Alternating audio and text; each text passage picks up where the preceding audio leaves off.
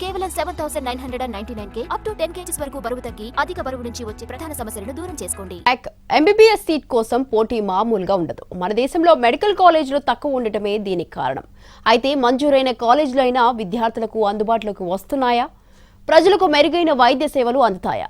కర్నూలు జిల్లా ఆదోని మెడికల్ కాలేజీకి మోక్షం లభిస్తుందా? వైసీపీ ప్రభుత్వ హయాంలో కర్నూలు జిల్లాకు వైద్య కళాశాల మంజూరైంది. ఆదోని మండలం ఆరేకల్ వద్ద 60 ఎకరాల విస్తీర్ణంలో 475 కోట్ల రూపాయల అంచనా వ్యయంతో మెడికల్ కాలేజీ నిర్మాణం ప్రారంభమైంది. మెడికల్ కాలేజీతో పాటు దానికి అనుబంధ ఆసుపత్రి, డాక్టర్లు, ఇతర వైద్య సిబ్బంది క్వార్టర్స్, విద్యార్థుల హాస్టళ్ల భవనాలు, ఇతర మౌలిక వసతుల నిర్మాణాలు ప్రారంభమయ్యాయి. పనులు చకచకా సాగాయి. నిర్మాణం దాదాపు సగం పూర్తయింది. అయితే నిర్మాణ సంస్థకు బిల్లులు విడుదల చేయకపోవడం వల్ల మెడికల్ కాలేజీ నిర్మాణ పనులు అర్ధాంతరంగా ఆగిపోయాయి. 71 కోట్ల రూపాయల విలువైన పనులు పూర్తి చేసినా తమకు ఒప్పందం ప్రకారం అందాల్సిన 24 కోట్ల రూపాయల బిల్లులు రాలేదు. దీంతో పనులు అర్ధాంతరంగా ఆగిపోయాయి. ఇంతలో ప్రభుత్వం మారిపోయింది.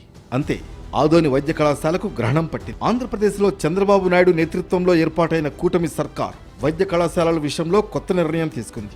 పీపీపీ విధానంలో నిర్మాణం, నిర్వహణ చేపడతామంది. జాబితాలో ఆదోని మెడికల్ కాలేజీ ఉండడంతో మోక్షం లభిస్తుందని అంతా అనుకున్నారు. మరోవైపు పీపీపీ విధానాన్ని వైసీపీ తీవ్రంగా వ్యతిరేకించింది.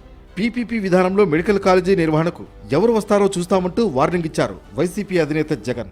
దీంతో ఆదోని మెడికల్ కాలేజీ భవిష్యత్ అంధకారంలో పడింది. ఆదోని మెడికల్ కాలేజీ భవనాల నిర్మాణాన్ని పీపీపీ విధానంలో పూర్తి చేస్తామంటున్నారు అధికారులు. వచ్చే ఏడాది నుంచే తరగతులు ప్రారంభిస్తామంటున్నారు అధ్యాపకులు. కానీ అక్కడి పరిస్థితి చూస్తే ఇప్పట్లో పనులు పూర్తయ్యే సూచనలు లేవు.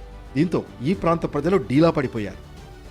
మెడికల్ కాలేజీ ప్రారంభమైతే తమకు వైద్య సదుపాయాలు మెరుగవుతాయని పశ్చిమ ప్రాంతం వాసులు భావిస్తున్నారు.